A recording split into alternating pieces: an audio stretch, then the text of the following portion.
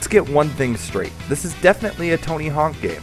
Everything about the game, from soundtrack to the characters, feels like the original two games. The updated graphics do not sidetrack from the original feel of the game. The nostalgia will bring you right back to 1999. There may be some new additions in both of these categories, but they fit perfectly and just feel right.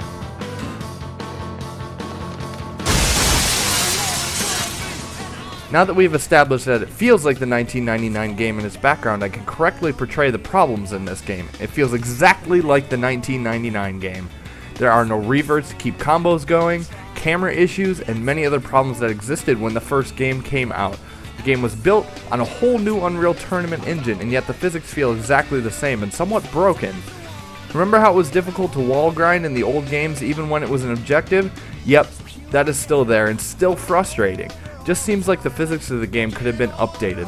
There's nothing more frustrating than knowing how to finish an objective in the game, but can't because the wall grind is a pixel to the left or the right.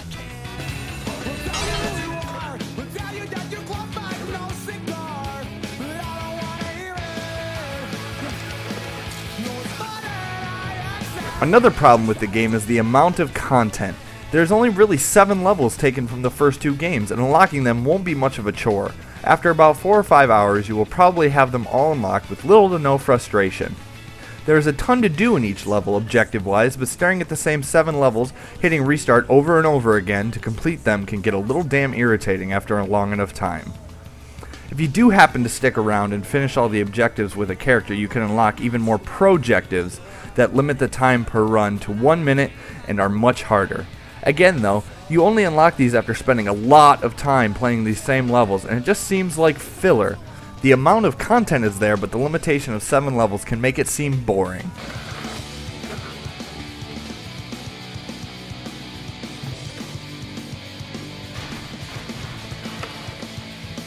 Similarly, the music content is a little bit lacking. When the game was releasing, one of the centers of focus was the music.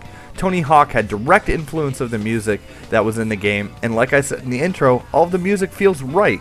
There just isn't very much of it.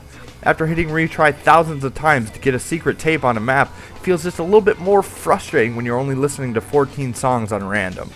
If you do get sick of the soundtrack, you can always load up your own though. I know I did a couple times.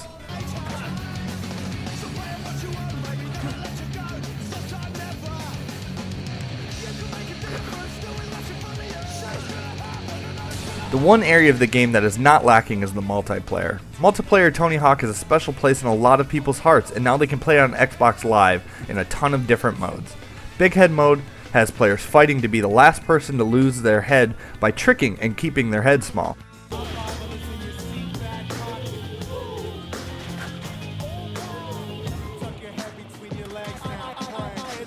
Graffiti, like in past games, is about tricking off the most surfaces possible to have your color coding as many surfaces as possible.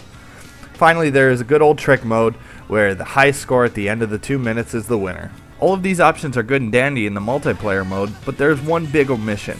There is no local split-screen multiplayer. The first thing I wanted to do when I downloaded the game was relive split-screen memories with a friend, and it just cannot be done.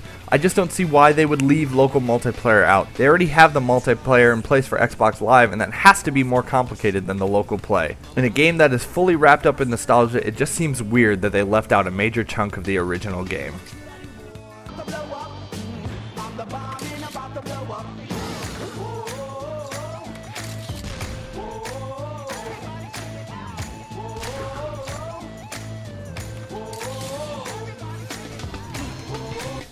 This is definitely a competent Tony Hawk game at the price tag of 1,200 Microsoft points.